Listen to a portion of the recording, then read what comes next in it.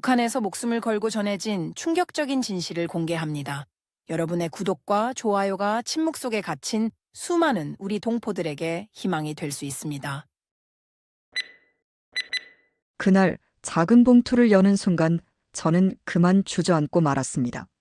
30만 원. 북한에서 모란봉악단 단원으로 최고의 공연을 해도 받았던 건 고작 감자 2개였는데 한국의 작은 지역 축제에서 한번 연주했을 뿐인데 이런 큰 돈을 주다니요. 손에 쥔 돈을 보면서 눈물이 왈칙 쏟아졌어요. 이건 단순한 돈이 아니었어요. 제가 23해 동안 한 번도 느껴보지 못했던 것, 바로 내 예술에 대한 정당한 대가였거든요. 그 순간 떠오른 건 북한에서의 마지막 공연이었어요. 수천 명의 관객이 일어서서 박수를 보내고 만세를 외치며 열광했던 그날 밤. 공연이 끝나고 받은 특별 보상이 바로 감자 2개였을 때의 그 허탈함이요. 동무들이 땀을 많이 흘렸으니 이걸로 기운을 차려라. 그때는 감사해야 하는 줄 알았어요. 다른 주민들보다 감자 2개를 더 받은 것만으로도 특별 대우라고 생각했었거든요. 하지만 지금 제 손에 들린 30만 원을 보니 알겠더라고요. 제가 얼마나 큰 착각 속에서 살아왔는지를요. 그런데 여기까지 오기까지의 과정은 정말 험난했어요. 목숨을 걸고 압록강을 건넜고 가족을 뒤로 한 채 홀로 낯선 땅에서 견뎌야 했던 외로움과 좌절의 시간들이 있었거든요. 왜 북한 최고의 예술단에 있던 제가 모든 걸 포기하고 탈북을 결심하게 되었을까요? 그리고 한국에서 겪어야 했던 시련들은 또 어떤 것들이었을까요? 모든 이야기는 제가 모란봉악단에서 활동하던 그 시절부터 시작됩니다. 저는 23살부터 북한에서 제일 유명한 음악단 단원이었습니다. 지금 생각해보면 그때가 제 인생에서 가장 복잡하고도 괴로웠던 시기였던 것 같습니다. 겉으로는 북한 최고의 예술단에서 활동한다는 자부심으로 가득했지만 속으로는 점점 커져가는 의문과 답답함을 감출 수 없었거든요. 모란봉악단에 들어가는 것은 정말 어려운 일이었습니다. 우선 출신 성분부터 완벽해야 했어요. 저희 할아버지는 항일투쟁을 하셨고 아버지는 당 간부였으니까 출신 성분은 문제 없었죠. 하지만 그것만으로는 부족했습니다. 키가 160cm 이상이어야 하고 얼굴도 예뻐야 하고 무엇보다 실력이 뛰어나야 했거든요. 저는 어릴 때부터 바이올린을 배웠는데 평양음악대학에서도 수석으로 졸업할 정도였어요. 선발 과정을 생각하면 지금도 아찔합니다. 수백 명의 지원자 중에서 10명도 안 되는 인원만 뽑혔거든요. 첫 번째는 서류 심사였어요. 3대에 걸친 가족관계와 출신 성분을 낱낱이 조사했죠. 두 번째는 실기시험이었는데 지정곡을 연주하는 것뿐만 아니라 즉석에서 주어진 곡을 바로 연주해야 했어요. 세 번째는 면접이었는데 이게 가장 무서웠습니다. 당 간부들 앞에서 충성심을 보여야 했거든요. 원수님을 위해 목숨까지 바칠 각오가 되어 있나 같은 질문들을 받으면서 눈물까지 흘리며 충성을 맹세해야 했어요. 합격 통지를 받았을 때는 정말 하늘을 날 것 같았습니다. 부모님도 너무 기뻐하셨고 온 동네가 축하해줬어요. 우리 딸이 모란봉악단에 들어갔다며 아버지는 동료들에게 자랑하셨죠. 저도 그때는 정말 영광스러웠습니다. 북한에서 가장 화려하고 특별한 무대에 설 수 있다는 것이 꿈만 같았거든요. 하지만 실제 생활은 상상했던 것과 많이 달랐습니다. 새벽 5시에 기상해서 체조를 하고 아침 6시부터 연습이 시작됐어요. 점심시간 1시간을 제외하고는 저녁 9시까지 계속 연습이었습니다. 개인 연습은 따로 더 해야 했고요. 잘못 연주하면 지도원들이 바로 지적했고 때로는 야단도 쳤습니다. 원수님 앞에서 공연할 몸이 이 정도밖에 안 되나라며 호되게 꾸짖을 때면 정말 위축됐어요. 체중 관리도 엄격했습니다. 매주 월요일마다 체중을 재서 기록했는데 1kg이라도 늘면 바로 지적받았어요. 예술가는 외모도 실력이다라며 식단까지 관리받았죠. 밥 대신 옥수수죽을 먹어야 하는 날들도 많았습니다. 어떤 단원은 너무 살이 쪘다고 일주일 동안 물과 사과만 먹으라는 지시를 받기도 했어요. 표정 관리도 중요했습니다. 무대에서는 항상 밝고 행복한 표정을 지어야 했거든요. 인민들 앞에서 우울한 표정을 보이면 안 된다며 거울 앞에서 웃는 연습까지 시켰어요. 개인적인 감정은 절대 드러내면 안 됐습니다. 집에서 무슨 일이 있어도 몸이 아파도 무대에서는 완벽한 미소를 지어야 했죠. 가장 큰 충격은 공연 후의 대우였습니다. 저희가 공연하면 관객들이 정말 열광했어요. 박수가 몇 분씩 계속되고 만세를 외치기도 했죠. 특히 원수님이나 당 간부들 앞에서 공연할 때는 더욱 뜨거운 반응이었습니다. 저는 그때마다 뿌듯했어요. 내가 정말 훌륭한 예술가구나 하는 자부심이 들었거든요. 그런데 공연이 끝나고 숙소로 돌아오면 현실은 똑같았습니다. 다른 주민들과 똑같은 배급을 받았어요. 쌀 몇백 그램, 옥수수 조금, 채소 약간이 전부였죠. 가끔 공연에서 땀을 많이 흘렸다고 찐 감자 2개를 더 받을 때가 있었는데 그게 전부였습니다. 저는 그때마다 이상했어요. 관객들이 그렇게 좋아하는데 우리는 왜 이것밖에 못 받지? 라는 생각이 들었거든요. 다른 예술가들도 마찬가지였습니다. 국가공훈 배우라는 호칭을 받은 선배들도 생활은 일반 주민과 크게 다르지 않았어요. 좀 더 좋은 집을 배정받기는 했지만 먹고 살기는 똑같이 어려웠죠. 어떤 선배는 우리는 예술가가 아니라 그냥 기계야. 시키는 대로 연주하는 기계 말이야라고 속삭이듯 말씀하시기도 했어요. 그러던 어느 날 중국에서 온 높은 분이라는 사람과 우연히 마주칠 기회가 있었습니다. 공연장에서 뒷정리를 하고 있는데 그분이 저에게 다가와서 말씀하시더라고요. 연주 정말 훌륭했습니다. 중국에서도 이렇게 잘하는 바이올리니스트는 드물어요. 그러시면서 예술가라면 마땅히 받아야 할 대우를 받고 계신가요? 라고 물으시는 거예요. 그 순간 저는 뭐라고 대답해야 할지 몰랐습니다. 솔직히 말하자니 위험할 것 같고 거짓말하자니 양심이 허락하지 않았거든요. 그래서 그냥 감사합니다라고만 했어요. 그분은 의미심장한 표정으로 고개를 끄덕이시며 가셨는데 그 후로 계속 그 말이 머릿속에 맴돌았습니다.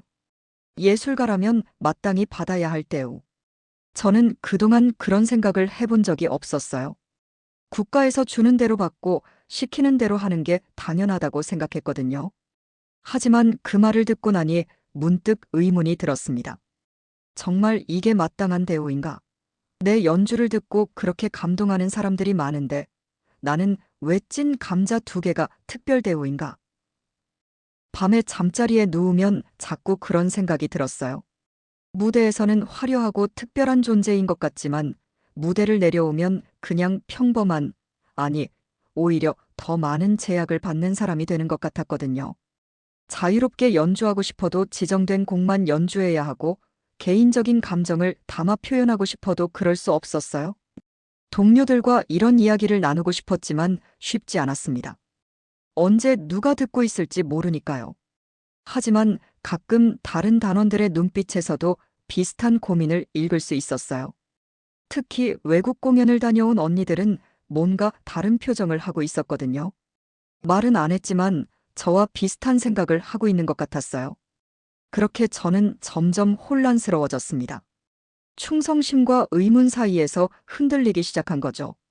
모란봉악단 단원이라는 자부심은 있었지만 동시에 이게 진짜 내가 원했던 삶인가라는 생각도 커져갔어요. 특히 혼자 연습하는 시간에는 더욱 그런 생각이 강해졌습니다. 제가 진짜 큰 충격을 받은 건 첫 번째 해외 공연 때였습니다.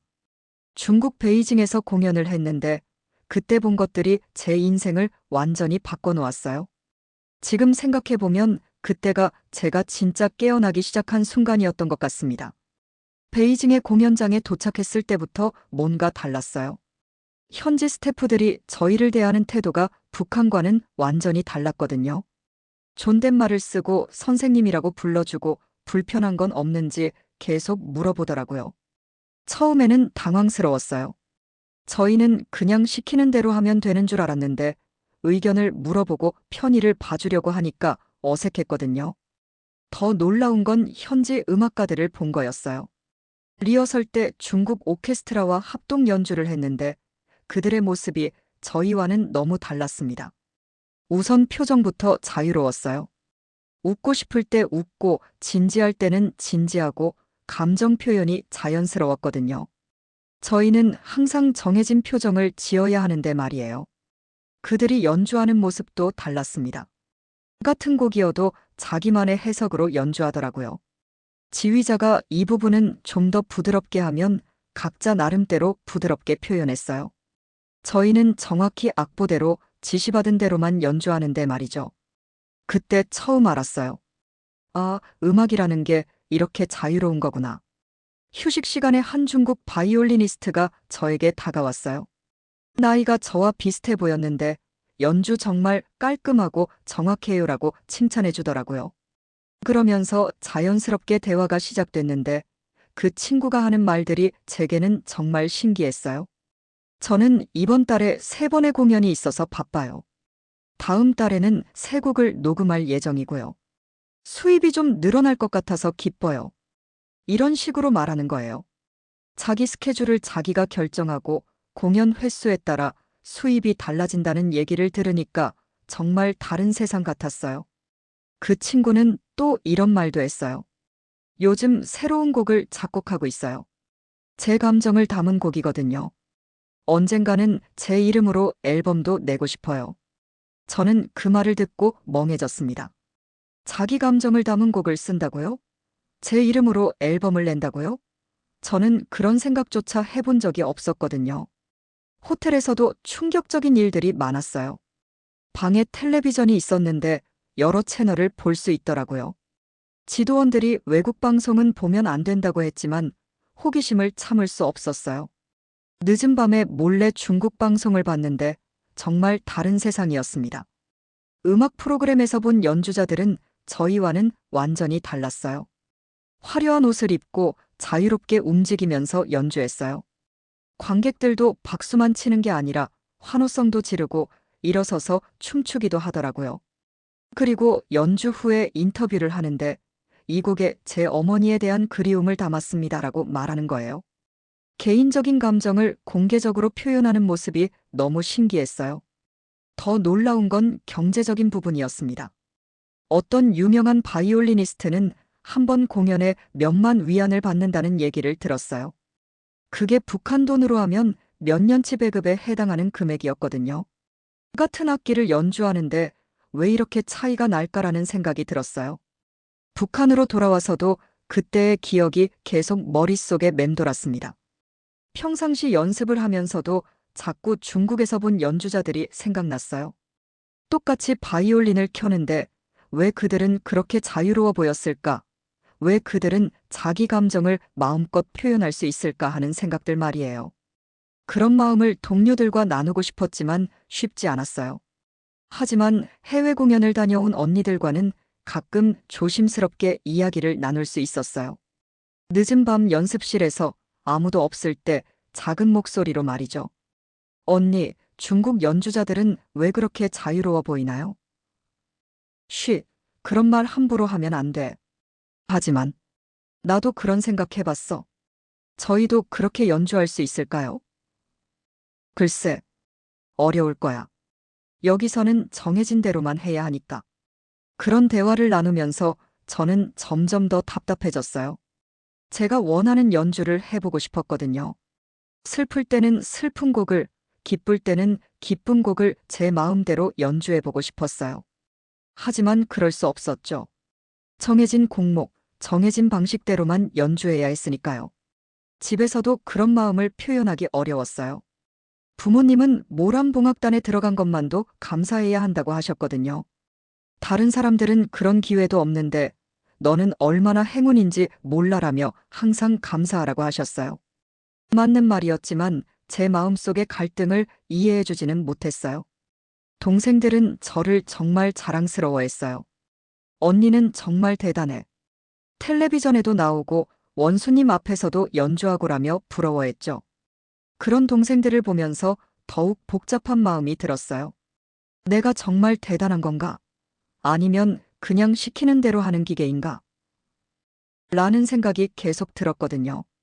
그러던 중에 더 큰 충격을 받은 사건이 있었어요. 러시아 공연을 갔을 때의 일이었습니다. 자유시간에 다른 단원과 함께 거리를 걸어 다니고 있었는데 어떤 거리 연주자를 봤어요. 나이도 많고 옷도 허름했지만 바이올린을 정말 감정 있게 연주하고 있었어요. 그 연주를 듣는데 눈물이 날 것 같았어요. 기교는 저보다 부족했지만 그 안에 담긴 감정이 너무 진짜 같았거든요. 관객들도 동전을 던져주면서 박수를 쳤어요. 그 모습을 보니까 이게 진짜 음악이구나 하는 생각이 들었어요. 그날 밤에는 잠이 오지 않았어요. 그 거리 연주자와 저를 비교하게 되었거든요. 그는 가난하지만 자유롭게 자신의 음악을 했어요.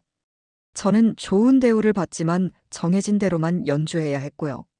과연 누가 더 행복한 음악가일까 하는 생각이 들었습니다. 동료와도 그런 이야기를 조심스럽게 나눠봤어요. 저 사람도 우리처럼 어릴 때부터 배웠을까요? 아마 그럴 거야. 하지만 우리와는 다르게 자기가 하고 싶은 음악을 하는 것 같아. 부럽지 않아요? 부럽긴 하지만 우리는 안전하잖아. 저 사람은 오늘 벌이가 없으면 굶을 수도 있고. 맞는 말이었어요. 저희는 비록 자유롭지는 못하지만 안정적이었거든요. 하지만 그 안정이 과연 제가 원했던 건지 의문이 들었어요. 해외 공연에서 돌아올 때마다 이런 갈등이 더 심해졌습니다.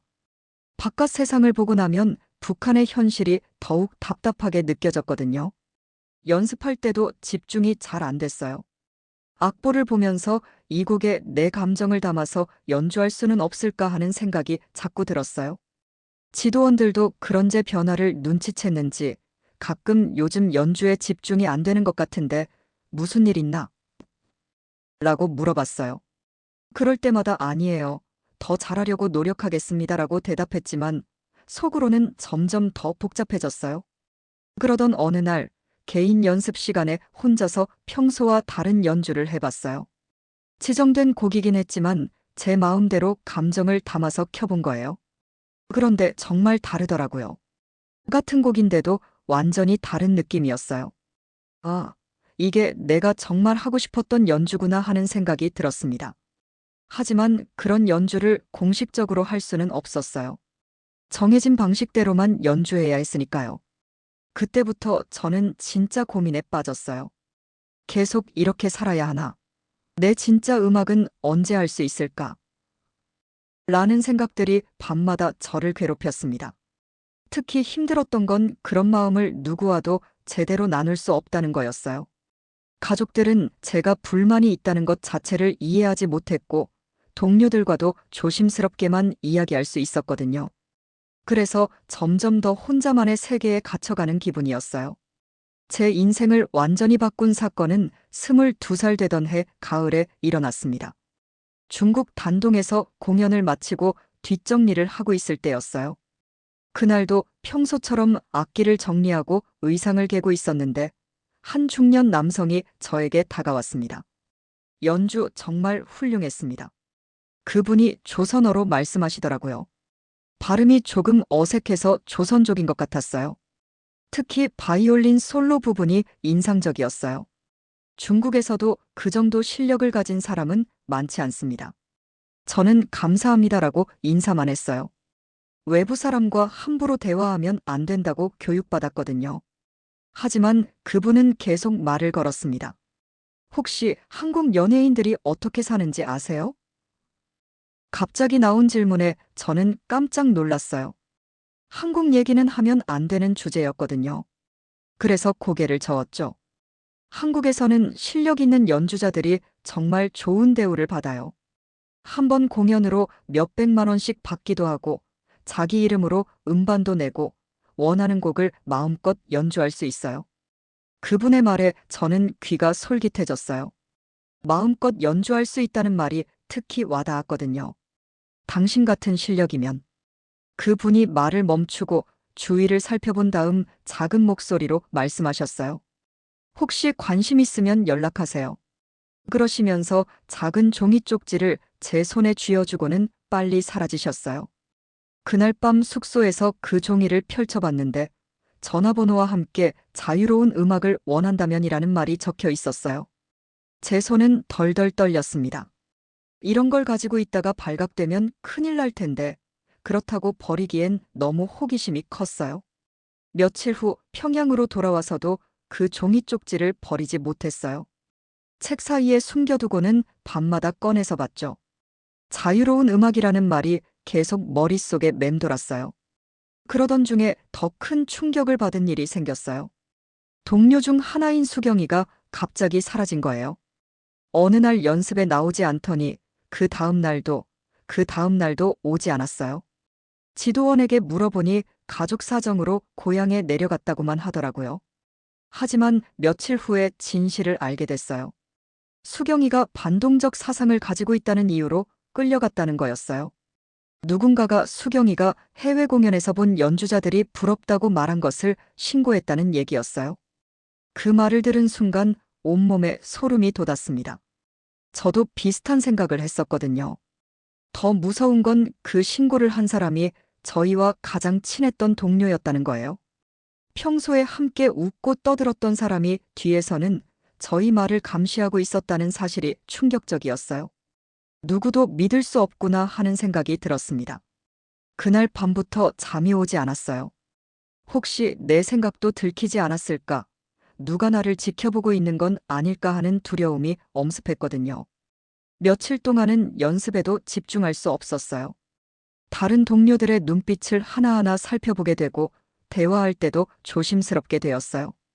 보위부에서 전체 단원들을 상대로 조사를 했어요. 한 명씩 불러서 수경이와 어떤 대화를 나눴는지, 평소에 어떤 생각을 가지고 있었는지 물어봤어요. 제 차례가 됐을 때는 심장이 터질 것 같았습니다. 너는 해외 공연을 다녀와서 어떤 생각이 들었나? 감사한 마음뿐이었습니다. 우리 제도의 우수성을 더욱 깨달았고 원수님께 더 충성하고 싶다는 마음이 들었습니다. 수경이와는 무슨 대화를 나눴나?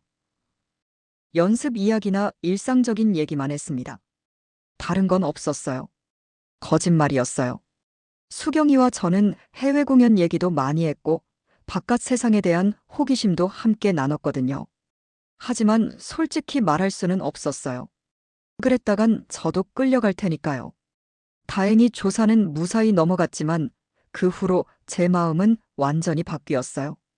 이곳에서는 정말 아무것도 자유롭게 생각할 수 없구나. 내 진짜 마음을 표현하면 사라질 수도 있구나 하는 공포가 생겼거든요. 그때부터 그 조선족 아저씨가 준 종이 쪽지가 더욱 의미 있게 다가왔어요. 자유로운 음악이라는 말이 단순한 연주의 자유가 아니라 생각의 자유, 표현의 자유를 뜻하는 것 같았거든요. 몇 주 동안 고민하다가 결국 그 번호로 전화를 걸었어요. 공중전화에서 떨리는 손으로 번호를 눌렀는데 목소리도 떨렸어요. 여보세요. 저 단동에서 만났던 바이올리니스트예요. 아, 연락 주셨군요. 어디서 만날 수 있을까요? 며칠 후 평양 시내의 작은 찻집에서 만났어요. 그분은 김철수라고 자신을 소개했어요. 조선족이긴 했지만 한국에 친척이 있다고 하더라고요. 한국에서는 정말 예술가들이 자유롭게 활동할 수 있나요? 제가 가장 궁금했던 질문을 했어요. 물론이죠. 원하는 곡을 연주할 수 있고 자신만의 스타일을 개발할 수 있어요. 그리고 실력에 따라 정당한 대가도 받고요. 김철수 아저씨의 답변에 저는 가슴이 뛰었어요. 하지만 생활이 불안정하지 않나요? 여기서는 비록 자유롭지 못하지만 안정적이거든요. 처음에는 어려울 수 있어요.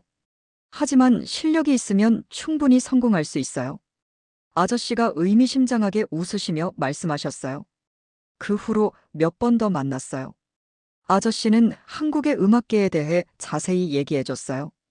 개인 레슨을 하거나 오케스트라에서 활동하거나 아니면 혼자서 연주회를 열 수도 있다고 했어요.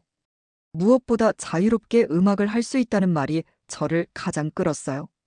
하지만 여기를 떠나면 가족은 어떻게 되나요? 제가 가장 걱정했던 부분을 물어봤어요. 아저씨의 표정이 어두워졌어요. 그건 어느 정도 각오해야 할 부분이에요. 하지만 나중에 성공하면 가족을 도울 방법도 있을 거예요. 그 말을 들으니 마음이 복잡해졌어요. 가족을 버리고 혼자만 자유를 찾는 게 옳은 일인지 확신이 서지 않았거든요. 부모님과 동생들 생각을 하면 가슴이 아팠어요. 집에 돌아가서도 계속 고민했어요. 저녁을 먹으면서 가족들을 바라보는데 마음이 너무 아팠어요.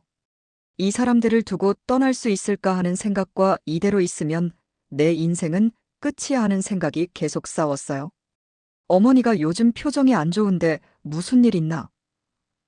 라고 물으시면 아니에요. 그냥 연습이 힘들어서요라고 대답했어요. 진실을 말할 수는 없었거든요. 동생들은 여전히 저를 자랑스러워했어요. 언니 덕분에 우리 집안이 명예로워졌어라고 말하는 동생을 보면서 더욱 죄책감이 들었어요. 제가 떠나면 이 아이들도 피해를 받을 텐데. 그런데 결정적인 사건이 또 일어났어요. 제가 김철수 아저씨와 만나는 것을 누군가 봤다는 거예요. 한 동료가 조심스럽게 귀띔해줬어요. 민지야, 요즘 조심해. 누가 너를 감시하고 있는 것 같아. 그 말을 듣는 순간 혈액이 거꾸로 도는 것 같았어요. 발각되기 전에 뭔가 결정을 내려야 할 상황이 된 거죠. 그날 밤에는 정말 한숨도 잘 수 없었어요. 이대로 있으면 수경이처럼 끌려갈 수도 있어. 하지만 가족들은 어떻게 하지 하는 생각이 머릿속에서 맴돌았어요. 다음 날 김철수 아저씨에게 급히 연락했어요. 아저씨, 상황이 급해졌어요. 발각될 위험이 있어요. 그럼 빨리 결정해야 해요. 지금이 아니면 기회가 없을 수도 있어요. 아저씨의 말이 맞았어요. 더 이상 망설일 시간이 없었어요. 발각되면 끝이니까요. 어떻게 하면 되나요? 내일 밤에 만나요. 자세한 계획을 알려드릴게요. 그렇게 저는 운명의 갈림길에 서게 됐어요. 한쪽은 안전하지만 자유롭지 못한 현재의 삶, 다른 쪽은 위험하지만 자유로운 미래의 삶이었어요. 마지막 밤에 가족들과 평범하게 저녁을 먹었어요. 아버지는 내일도 연습 열심히 하고, 어머니는 몸조리 잘해라, 동생들은 언니가 나오는 방송 언제 또 나와? 라고 물었어요. 평범한 대화였지만 제게는 작별 인사 같았어요. 그날 밤 잠자리에 누우면서 마지막으로 생각해봤어요. 정말 이 길이 맞는 걸까? 하지만 수경이의 일을 생각하니 더 이상 망설일 수 없었어요. 이대로 살면 내 인생은 정말 끝이야. 적어도 한 번은 자유롭게 살아보고 싶어. 그렇게 저는 탈북을 결심하게 됐습니다. 가족에 대한 죄책감과 미래에 대한 불안감을 안고서 그래도 자유로운 삶을 향한 간절한 소망을 품고서 말이에요. 결정을 내린 다음 날 밤 김철수 아저씨와 마지막 만남을 가졌어요. 평소보다 더욱 조심스럽게 약속 장소로 갔는데 아저씨의 표정이 심각했어요. 오늘 밤이 마지막 기회예요. 내일부터는 경비가 더 삼엄해진다는 정보가 있어요. 아저씨의 말에 저는 온몸이 굳어버렸어요. 생각보다 훨씬 급하게 진행되는 상황이었거든요. 어떻게 하면 되나요? 밤 11시에 대동강변 버들나무 아래로 오세요. 거기서 안내자를 만날 거예요. 그 사람을 따라가면 됩니다. 아저씨가 작은 종이에 적힌 지도를 건네주며 말했어요. 짐은 최소한으로만 가져가세요. 의심받을 만한 건 절대 안 됩니다. 그리고 아저씨가 잠깐 말을 멈췄어요. 한 번 가면 돌아올 수 없어요. 정말 확실한 거죠? 그 순간 머릿속이 하얘졌어요. 돌아올 수 없다는 말의 무게가 느껴졌거든요. 가족들의 얼굴이 스쳐 지나갔어요. 네, 확실해요. 집으로 돌아가는 길이 평생 중 가장 길게 느껴졌어요. 익숙한 거리, 익숙한 건물들을 보면서 이게 마지막 일 수도 있구나 하는 생각이 들었어요. 가슴이 먹먹했지만 발걸음을 멈출 수는 없었어요. 집에 도착해서 가족들을 마지막으로 봤어요. 아버지는 신문을 읽고 계셨고 어머니는 뜨개질을 하고 계셨어요. 동생들은 숙제를 하고 있었고요. 너무나 평화로운 모습이었는데 그래서 더욱 가슴이 아팠어요. 일찍 자거라. 내일 연습도 있을 텐데. 아버지의 마지막 말씀이었어요. 네, 아버지라고 대답하면서 목이 메었어요. 방에 들어가서 작은 가방에 꼭 필요한 것들만 챙겼어요. 속옷 몇 벌과 작은 사진 한 장, 그리고 어머니가 주신 작은 십자가 목걸이가 전부였어요. 바이올린은 가져갈 수 없었어요. 너무 눈에 띄니까요. 밤 10시 반에 살금살금 집을 나섰어요. 가족들은 모두 잠든 것 같았어요. 현관문을 열 때 삐걱 소리가 나서 가슴이 철렁했지만 다행히 아무도 깨지 않았어요. 마지막으로 집을 한번 돌아봤는데 눈물이 왈칵 쏟아졌어요. 안녕히 계세요. 언젠가 꼭 다시 만나요. 마음속으로 작별 인사를 하고 발걸음을 재촉했어요. 대동강변으로 가는 길은 평소에 자주 다니던 길이었어요. 하지만 그날 밤은 모든 게 다르게 보였어요. 가로등 하나하나, 지나가는 사람들 하나하나가 모두 저를 의심하는 것 같았어요. 심장 소리가 너무 커서 다른 사람들도 들을까봐 걱정될 정도였어요. 약속 장소인 버들나무 아래에 도착했을 때는 밤 11시 정각이었어요. 어둠 속에서 누군가 다가오는 소리가 들렸어요. 김민지 동무인가요? 낮은 목소리로 물어보는 남자였어요. 네, 맞습니다. 저를 따라오세요. 절대 뒤를 돌아보지 말고 소리 내지도 마세요. 그렇게 저의 탈출이 시작됐어요. 안내자는 키가 크고 마른 40대 남성이었는데 말투가 군인 같았어요. 강변을 따라 한참을 걸었습니다. 여기서부터는 더욱 조심해야 해요. 경비대 초소가 가까우니까 숨을 죽이고 따라오세요. 안내자의 말에 저는 더욱 긴장했어요. 실제로 멀리서 경비병들이 순찰하는 모습이 보였어요. 손전등 불빛이 여기저기 비춰지고 있었어요. 저희는 나무 뒤에 숨어서 그들이 지나가기를 기다렸어요. 그 몇 분이 몇 시간같이 길게 느껴졌어요. 지금이야. 안내자의 신호에 따라 강가로 뛰어내렸어요. 물이 차가워서 순간 숨이 막혔지만 참고 견뎠어요. 강물이 생각보다 깊어서 수영을 해야 했는데 가방까지 들고 헤엄치려니 힘들었어요. 중간쯤 갔을 때 뒤에서 호각 소리가 들렸어요. 경비병들이 우리를 발견한 거였어요. 빨리! 더 빨리! 안내자가 다급하게 소리쳤어요. 뒤에서 서라. 누구냐? 라는 고함 소리도 들렸어요. 그때 정말 죽을 힘을 다해 헤엄쳤어요. 평생 그렇게 빠르게 헤엄친 적이 없었어요. 총소리까지 들리기 시작했어요. 총알이 물 위로 지나가는 소리에 정말 간담이 서늘해졌어요. 드디어 중국 땅에 발을 디뎠을 때는 온몸에 힘이 풀렸어요. 하지만 안도할 겨를도 없이 안내자가 저를 재촉했어요. 아직 안전하지 않아요. 공안들이 순찰할 수 있으니까 빨리 움직여야 해요. 젖은 몸으로 중국 땅을 밟는 기분이 묘했어요. 드디어 자유의 땅에 왔구나 하는 기쁨과 이제 정말 돌아갈 수 없구나 하는 두려움이 동시에 밀려왔어요. 안내자의 안내로 작은 어촌 마을에 도착했어요. 거기서 조선족 아주머니가 저희를 맞아줬어요. 고생 많았어요. 이제 좀 쉬어요. 아주머니의 따뜻한 말에 그제서야 긴장이 풀렸어요. 뜨거운 차를 마시면서 비로소 살았구나 하는 생각이 들었어요. 하지만 진짜 여행은 이제부터였어요. 중국에서 한국까지 가는 길이 더 험난했거든요. 며칠 동안 그 아주머니 집에 숨어 있으면서 다음 계획을 기다렸어요. 밖에 나갈 수도 없고 큰 소리로 말할 수도 없었어요. 중국 공안들이 언제 들이닥칠지 모르니까요. 한국까지 가려면 태국을 거쳐야 해요. 거기까지 가는 게 또 다른 고생이에요. 아주머니가 말씀해 주시는데 마음이 무거웠어요. 갈 길이 아직도 멀었거든요. 일주일 후에 다른 안내자가 와서 저를 데려갔어요. 이번에는 트럭 짐칸에 숨어서 이동했는데 숨이 막힐 뻔했어요. 몇 시간을 그렇게 견뎌야 했는데 중간에 검문소를 지날 때는 정말 심장이 멎는 줄 알았어요.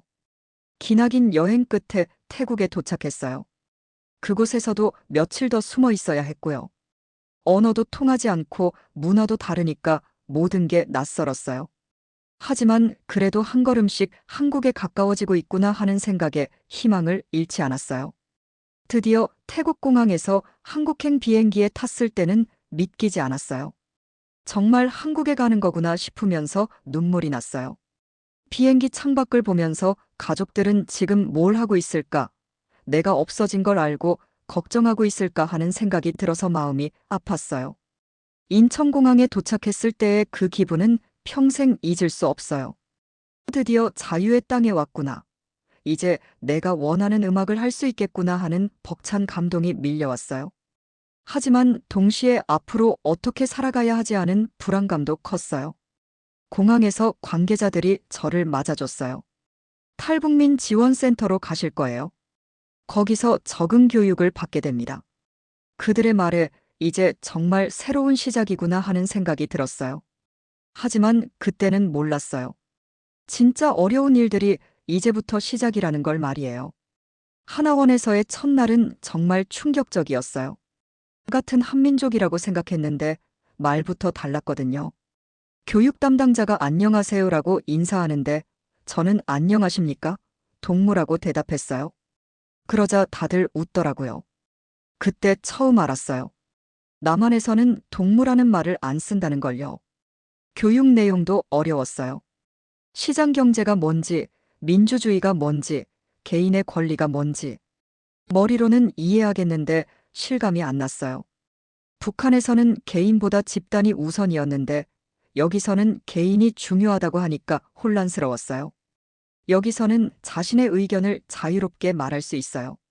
두려워하지 마세요. 교육 담당자의 말이었지만 저는 여전히 조심스러웠어요.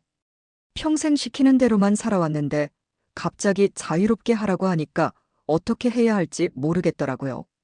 다른 탈북민들과 대화하면서 현실을 조금씩 알게 됐어요. 먼저 온 사람들이 말해주는 한국 생활은 제가 상상했던 것과 많이 달랐어요. 처음에는 다들 관심 가져주고 도와주려고 해요. 하지만 시간이 지나면 달라져요. 결국 혼자 살아가야 해요.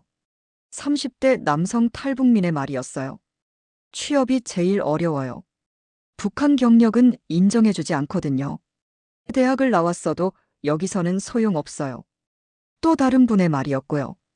그런 말들을 들으면서 점점 불안해졌어요. 과연 내가 여기서 음악가로 살 수 있을까 하는 의문이 들었거든요.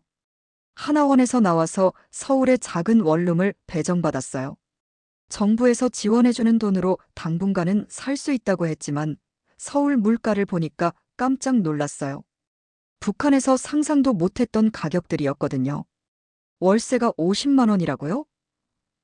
복덕방 아저씨의 말에 입이 떡 벌어졌어요. 북한에서는 집값이라는 개념 자체가 없었는데 여기서는 한 달에 50만 원씩 내야 한다니 믿기지 않았어요. 첫 번째로 찾아간 곳은 음악학원이었어요.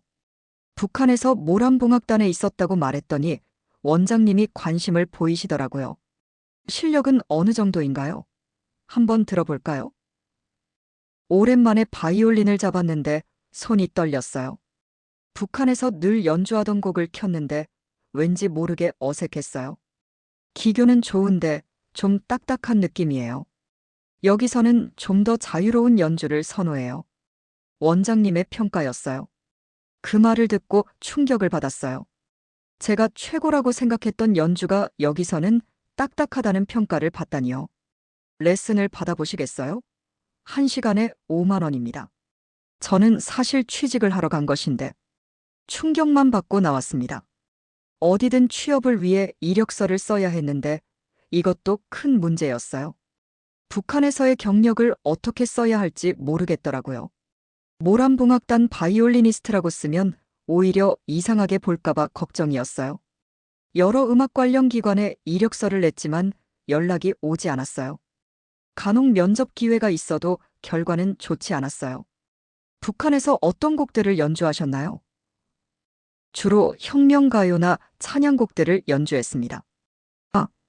그런 곡들은 여기서는 잘 연주하지 않아요. 그런 대화가 반복될 때마다 마음이 무거워졌어요. 제가 그동안 배운 게 여기서는 쓸모없다는 말 같았거든요. 몇 개월이 지나도 제대로 된 일자리를 구하지 못했어요. 생활비는 점점 부족해지고 스트레스는 쌓여갔어요. 결국 편의점 야간 알바를 시작했어요. 첫 출근 날은 정말 막막했어요. 바코드 스캐너 사용법부터 카드 결제 방법까지 모든 게 낯설었어요. 손님들이 빨리 처리해달라고 재촉할 때면 당황해서 실수하기 일쑤였어요. 이 사람 일 너무 느리네. 손님 중 하나가 투덜거리는 소리를 들었을 때는 정말 자존심이 상했어요. 북한에서는 최고의 예술단에 있었는데 여기서는 편의점 알바도 제대로 못하는 사람 취급을 받으니까요. 야간 근무는 더욱 힘들었어요. 밤새 일하고 아침에 집에 돌아와서 잠깐 자고 또 일하러 가는 생활의 반복이었어요. 음악 연습할 시간도 체력도 없었어요. 어떤 날은 술 취한 손님이 반말로 막 대하기도 했어요. 야, 빨리 해. 시간 없어. 그런 말을 들을 때마다 내가 왜 이런 대우를 받아야 하지 하는 생각이 들었어요. 가장 힘든 건 외로움이었어요. 가족도 없고 친구도 없고 혼자서 모든 걸 감당해야 했어요. 북한에 있는 가족들이 그리워서 밤에 울기도 많이 했어요. 가족들은 지금 뭘 하고 있을까? 내가 사라진 걸 알고 걱정하고 있을까? 그런 생각을 하면 가슴이 찢어질 것 같았어요. 특히 동생들 생각이 날 때는 더욱 그랬어요. 한국 사람들과 관계 맺기도 어려웠어요. 편의점에서 만나는 사람들은 대부분 일회성 관계였고 깊은 대화를 나눌 기회도 없었어요. 가끔 친절한 손님이 있어도 제가 탈북민이라는 걸 알면 어떻게 생각할지 걱정됐어요. 교회에 나가보기도 했어요. 탈북민들이 많이 간다는 얘기를 들었거든요. 실제로 몇 명의 탈북민들을 만날 수 있었고 서로의 어려움을 나누기도 했어요. 처음엔 다 힘들어요. 저도 3년은 고생했어요. 먼저 온 선배의 위로였지만 3년이라는 시간이 너무 길게 느껴졌어요. 가끔 TV에서 북한 관련 뉴스가 나올 때면 복잡한 감정이 들었어요. 고향에 대한 그리움과 동시에 다시는 돌아갈 수 없는 곳이라는 현실 인식이 함께 밀려왔어요. 이게 내가 그토록 원했던 자유인가 하는 회의도 들었어요. 자유롭긴 하지만 너무 힘들었거든요. 북한에서는 힘들어도 최소한의 보장은 있었는데 여기서는 모든 걸 혼자 해결해야 했어요. 몇 번은 포기하고 싶다는 생각도 들었어요. 차라리 북한에서 그냥 시키는 대로 살았으면 어땠을까 하는 후회도 했고요. 하지만 수경이 생각을 하면 다시 마음을 다잡았어요. 적어도 여기서는 내 생각을 자유롭게 할 수 있잖아. 그렇게 1년 가까이 힘든 시간을 보냈어요.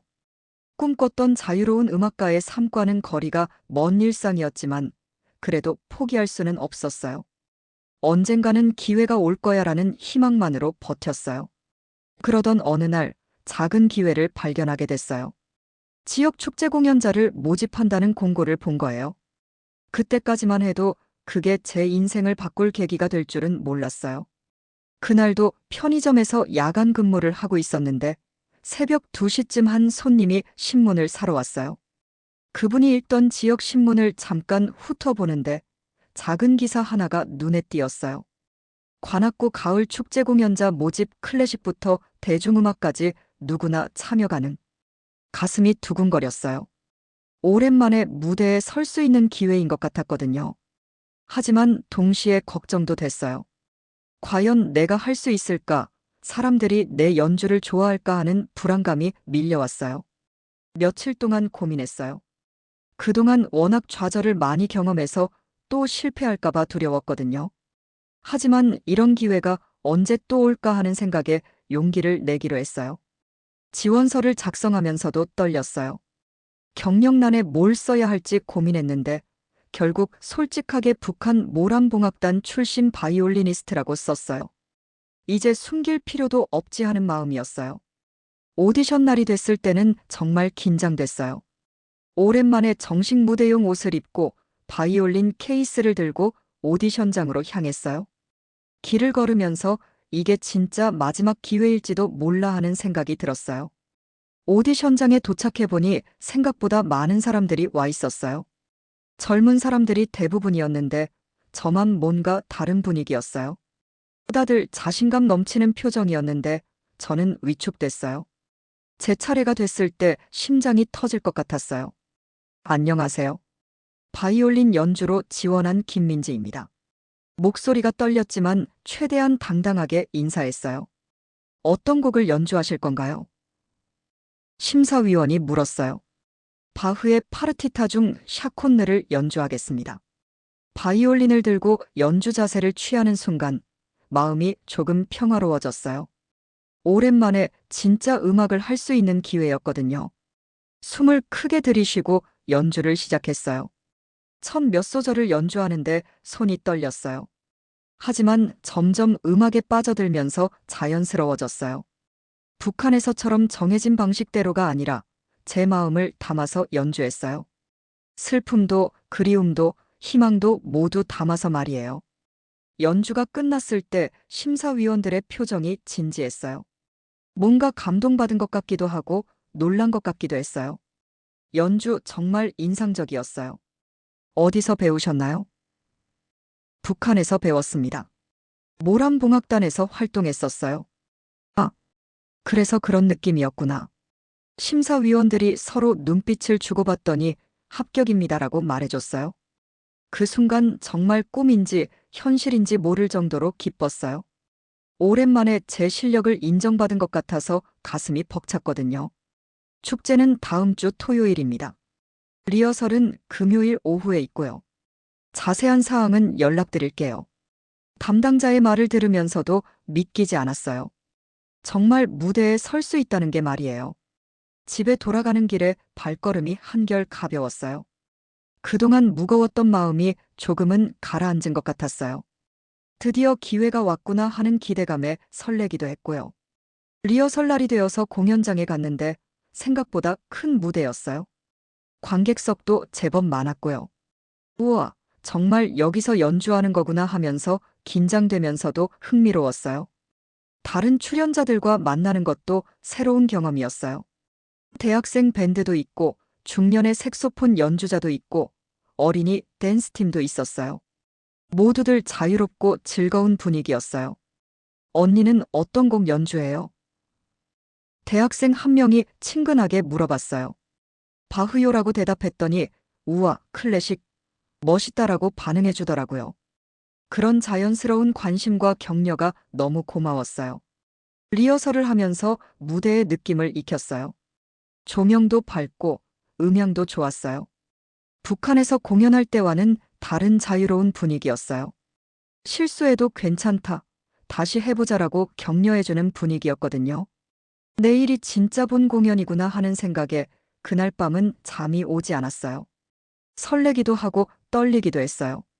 과연 사람들이 내 연주를 좋아할까 하는 걱정도 있었지만 최선을 다해보자 하는 마음이 더 컸어요. 공연 당일 일찍 공연장에 도착해서 준비했어요. 처음으로 한복이 아닌 드레스를 입었는데 거울을 보니까 없던 자신감이 생기는 것 같았어요. 관객들이 하나둘씩 들어오기 시작했어요. 가족 단위로 온 사람들, 연인들, 친구들.